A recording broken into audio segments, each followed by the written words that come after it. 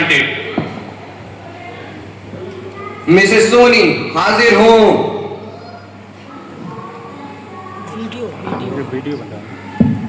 Tell them whatever you saw that day. My lord, I stand before this honorable court not merely as a witness, but as a survivor of the dreadful event that unfolded on the day of Jallianwala Bagh Massacre in Amritsar. It was the afternoon of 13th April 1919, the day of Baisakhi. The garden, it was filled with men, women and children. Some gathered to celebrate, while others gathered to peacefully protest against the unjust Rowlatt Act. I remember, my lord, there was no sign of violence, no weapons, and no aware of what was about to come. Suddenly, without any prior notice, troops led by General Dyer entered the only narrow passage of the Bagh, and within moments, they positioned themselves, and on his command, they opened fire on the unarmed crowd. My lord, the sound of the gunfire shattered the calm. Panic spread like wildfire. People screamed, they ran in all directions. But there was no escape. The exits, each of them were blocked. I saw mothers clutching their children only to fall lifeless.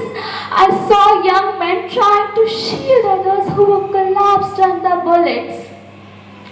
The firing, it continued relentlessly for about 10 minutes. Yes, for about 10 minutes.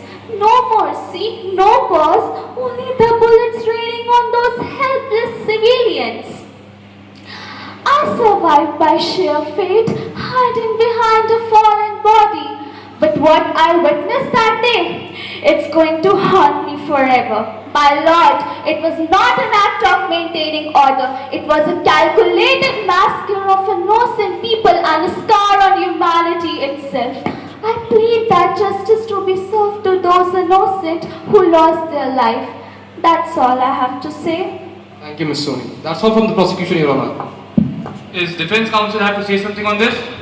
My lord, I want to present the defense perspective on the events of Jallianwala Bagh, Amritsar of 13th April 1919.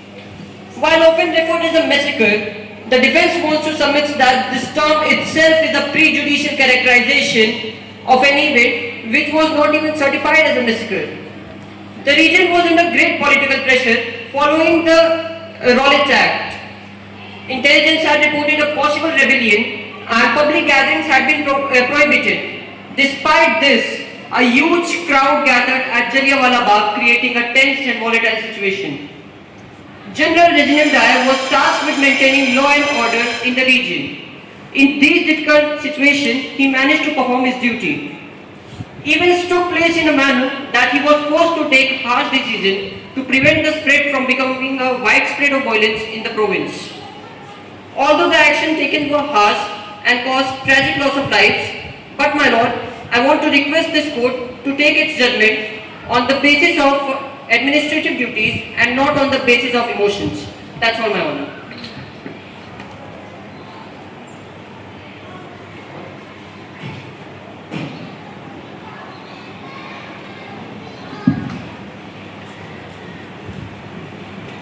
This court has carefully examined the testimonies of the witnesses and the evidences presented. The circumstances surrounding the tragic incident that occurred on 13th April 1919 at Jallianwala Bagh, Amritsar. It has been established that a large gathering of unarmed civilians has assembled peacefully. Many of them were unaware of any prohibitory orders. On the occasion of Baisakhi, the crowd included men, women and children. The court finds that the troops under command of General Dyer entered the enclosed ground and without issuing any prior warning or allowing the crowd an opportunity to disperse, ordered continuous fire upon them. Such an act, in the opinion of this court, cannot be justified under any principle of law, order or humanity.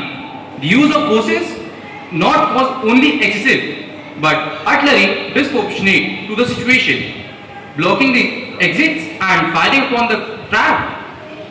Unarmed gatherings reflected the grave disorder of the authorities.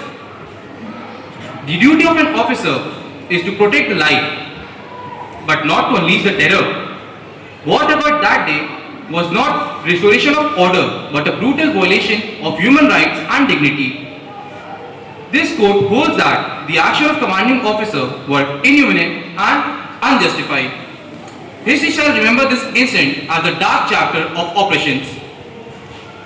Let it be recorded that the victims of the tragedy were innocent civilians, and their sacrifice shall not be forgotten. Justice, though be delayed by time, but shall be remembered as a truth. That's all for today. The court is adjourned.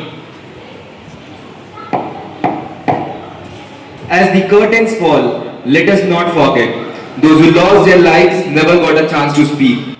Through this skit, we gave them a voice, even if only